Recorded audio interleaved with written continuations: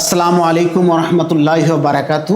মহান আল্লাহ পাক পবিত্র কোরআন পাকের মধ্যে স্পষ্ট করে বলছেন, কুল ইন্না সলাতি ওয়া নুসুকি ওয়া মাহইয়ায়া ওয়া মামাতি লিল্লাহি রাব্বিল আলামিন। আল্লাহ পাকের সন্তুষ্টি অর্জনের জন্য নামাজ, রোজা, হজ, কোরবানি এগুলো আমাদেরকে পালন করতে হবে শুধুমাত্র আল্লাহর সন্তুষ্টির উদ্দেশ্যে। তার মধ্যে পবিত্র কোরবানি একটি অন্যতম বিষয়। আমরা জানি কোরবানি মানে আল্লাহ পাকের সন্তুষ্টির জন্য, আল্লাহ পাকের সন্তুষ্টি লাভের জন্য নির্দিষ্ট সময়ে নির্দিষ্ট কিছু পশু আল্লাহর নামে জবাই করার নামই হচ্ছে কোরবানি। এই কোরবানি আমরা যারা সাহেবে নেশাব আছি তাদেরকে কোরবানি আদায় করতে হবে। কোরবানি তাদের উপরে ওয়াজিব। কোরবানি আমাদেরকে কেন করতে হবে? আল্লাহর সন্তুষ্টি অর্জন, আল্লাহর নৈকট্য লাভ, আল্লাহর নিকটবর্তী হওয়া এবং আল্লাহর সন্তুষ্টি অর্জন করা। আমরা জানি হযরতে ইব্রাহিম আলাইহিস সালাম অত্যন্ত একটি গুরুত্বপূর্ণ নবী ছিলেন। আল্লাহ পাকের নবী হযরতে ইব্রাহিম আলাইহিস সালাম তিনি স্বপ্নের মাধ্যমে দেখেছিলেন তার প্রিয় পুত্র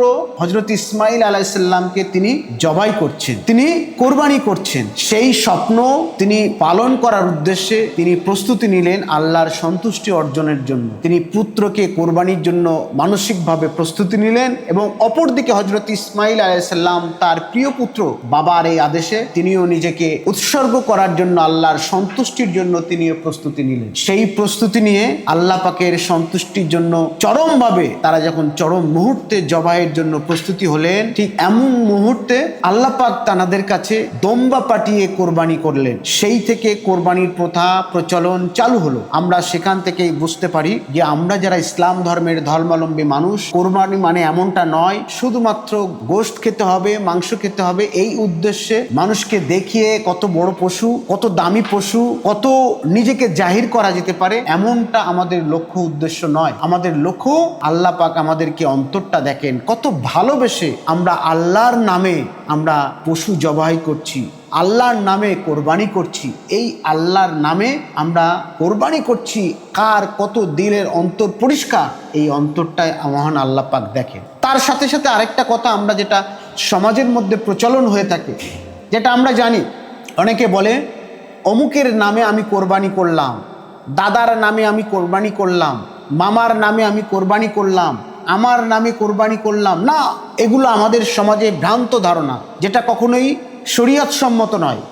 নামে একজনেরই হবে, মহান আল্লাহ পাকের নামে কোরবানি হবে। আর মানুষের পক্ষ থেকে, আমার পক্ষ থেকে, মায়ের পক্ষ থেকে, বাবার পক্ষ থেকে, ভাইয়ের পক্ষ থেকে, বোনের পক্ষ থেকে নাম হবে আল্লাহর।